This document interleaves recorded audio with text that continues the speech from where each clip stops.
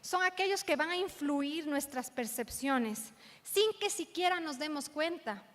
Es interesante, a veces podemos tomar ciertas decisiones sin darnos cuenta que algunos de estos factores van a filtrarse en nuestra mente y esos van a asegurar qué es lo que vamos a decidir finalmente. Las asociaciones aprendidas nos ayudan a crear un orden en nuestro mundo. Sin embargo, a la vez que nos ayudan a procesar la información de forma más eficiente, también pueden evitar que veamos las cosas de una manera más exacta y objetiva.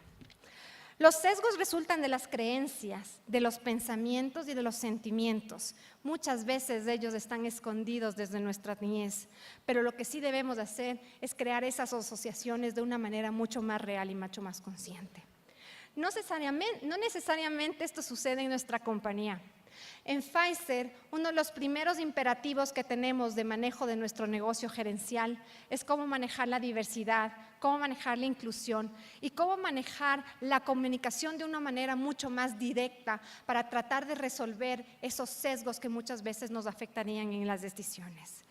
Pero no necesariamente esto sucede en otras compañías, donde sabemos por investigaciones que muchas veces hay temas determinados para equivocarse y hay muchas veces menos oportunidades por acciones relacionadas con si es que eres diferente o tienes un diferente género o simplemente vienes de otra raza o de otra cultura. Pero, ¿qué podemos hacer? Es la gran pregunta. Una vez tengamos nuestros sesgos inconscientes, lo que podemos es empoderarnos de nuestras acciones, apropiarnos de nuestro negocio y de las decisiones, tomar riesgos que cobran vida, que abracemos las diferencias de lo que hacemos día tras día, buscando un comportamiento mucho más inclusivo en nuestro accionar diario. En general, en el mercado, ¿cómo se relaciona la diversidad e inclusión? Cuando nosotros pensamos en el ecosistema que estamos, cada vez vemos que hay mayor diversidad. Cada vez vemos, porque la historia ha hecho que en el mundo en que vivimos hoy, hay mucho más campos de acción. Eso quiere decir que hay mucho más diversidad en términos de la geografía, en diversidad de culturas, en términos del escenario político en donde nosotros navegamos, en situaciones socioeconómicas, en modelos de negocio, en modelos económicos, en países emergentes o en desarrollo como los nuestros. Y en realidad todo es diversidad. Todo está en nuestro medio para tomar las decisiones y es crítico que cada uno de nosotros maneje el desarrollo en términos generales del mercado.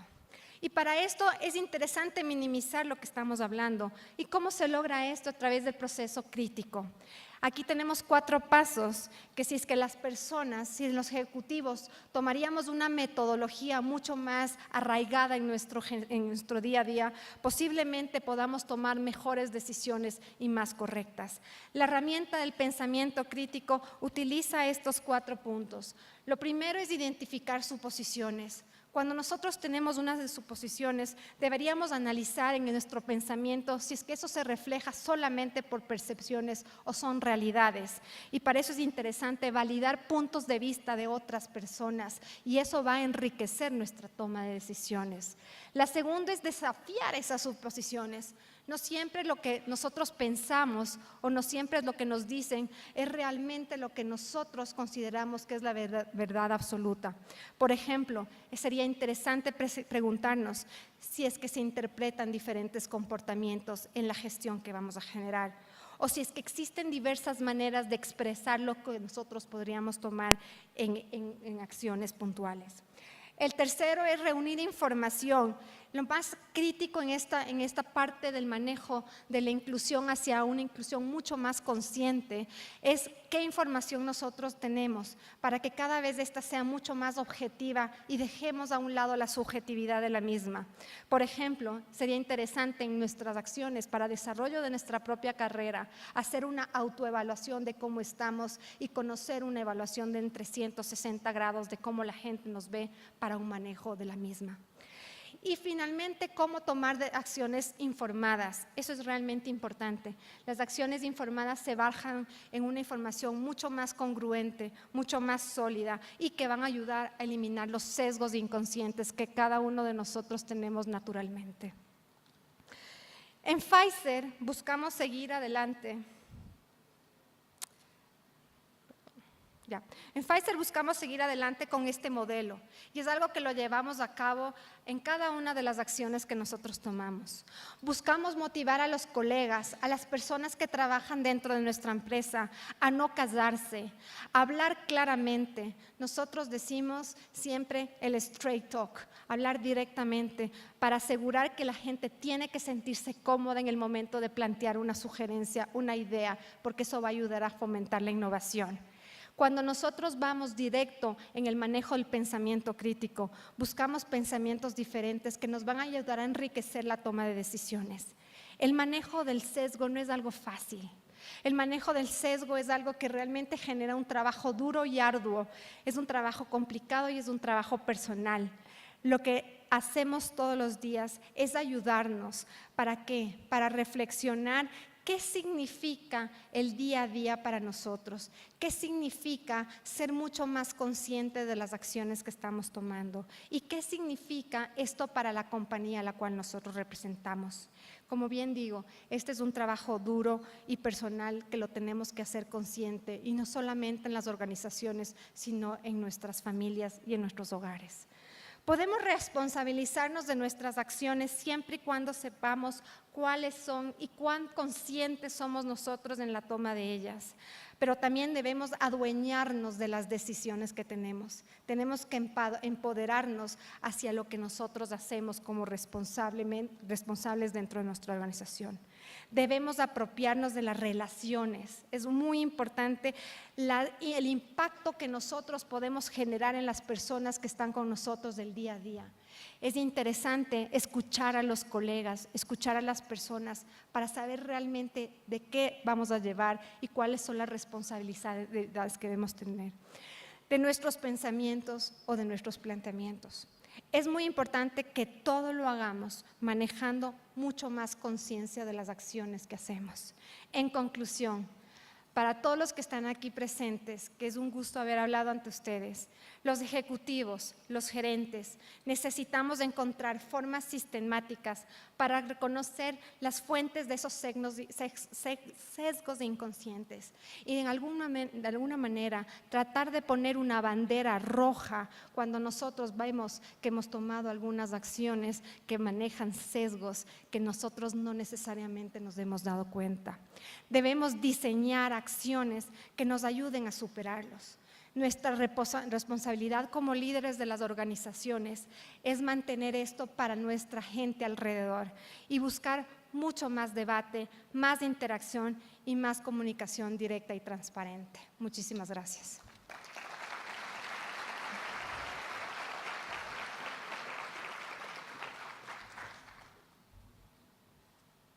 Agradecemos la participación de Ana Dolores Román, CEO de Pfizer Ecuador.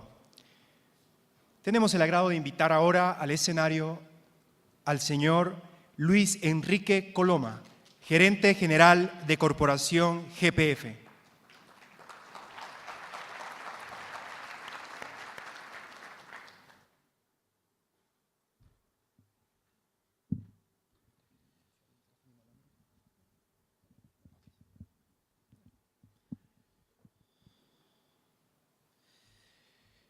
Muy buenas tardes con todos.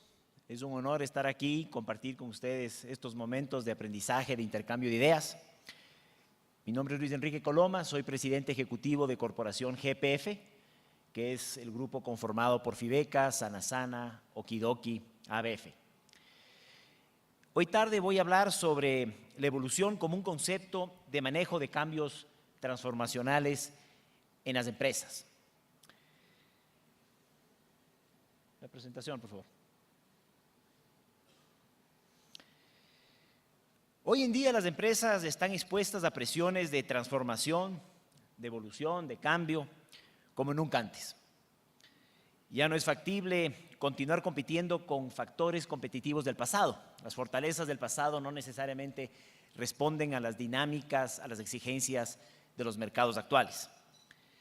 Los retos competitivos actuales exigen en las empresas desarrollar unas competencias de innovación, de adaptabilidad y velocidad de reacción muy fuertes.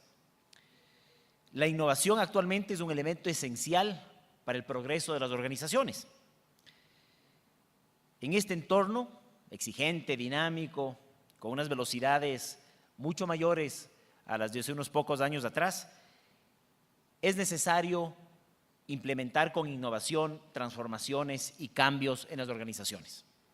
Creo que pocas veces las empresas están sujetas a tantos cambios, a tantas transformaciones estructurales como ahora. No solamente los retos del mercado nos someten a esa presión, también tenemos una serie de retos normativos, de retos exógenos, fuera del mercado, que están constantemente haciendo que tengamos que repensar cómo operamos y que evolucionemos. El éxito en los procesos de innovación es cómo gestionamos el cambio.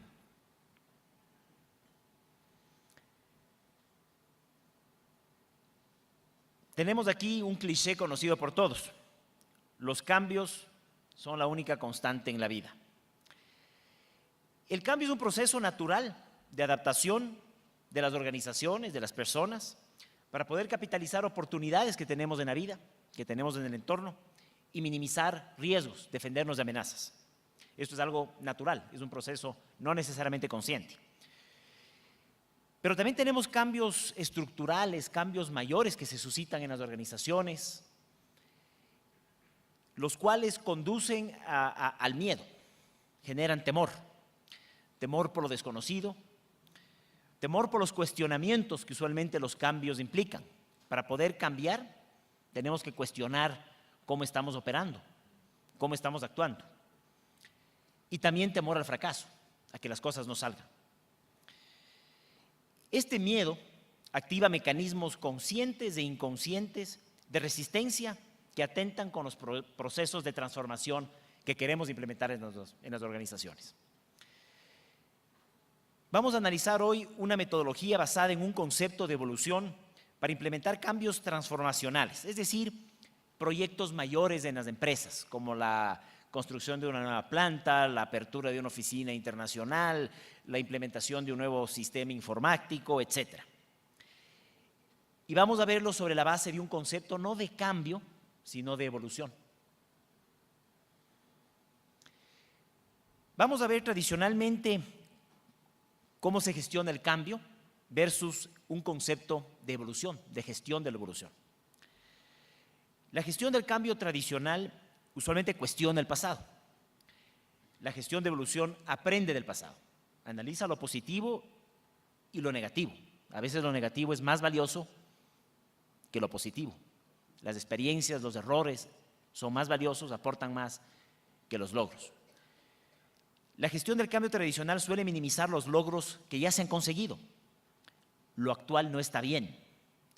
La gestión de evolución, en cambio, toma lo mejor de lo existente para llevarlo más allá. No importa tanto si estamos bien o mal ahora, sino lo que queremos es estar mejor, ir más lejos. En la gestión del cambio tradicional el cambio se implementa porque estamos mal y existe una connotación de somos malos. En la gestión de evolución se utiliza el concepto de que únicamente los mejores son los que evolucionan. No somos malos, somos buenos. Podemos estar en un mal momento, podemos estar en una dificultad, pero no somos malos. Y somos buenos y por eso evolucionamos.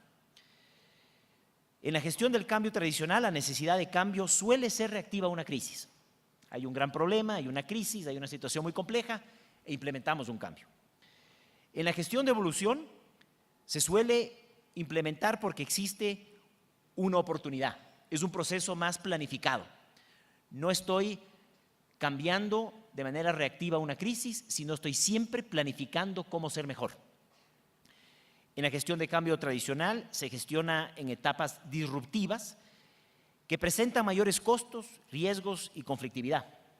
Es decir, usualmente esperamos una crisis, hacemos una gran transformación en la organización, estamos bien con esa transformación, contentos con los resultados, esperamos 5 o 6 años, la siguiente crisis y ahí hacemos otra gran transformación y esos procesos disruptivos son costosos, tienen un gran costo emocional también en las organizaciones. La gestión de evolución trata de ser un concepto sistémico permanente de mejora.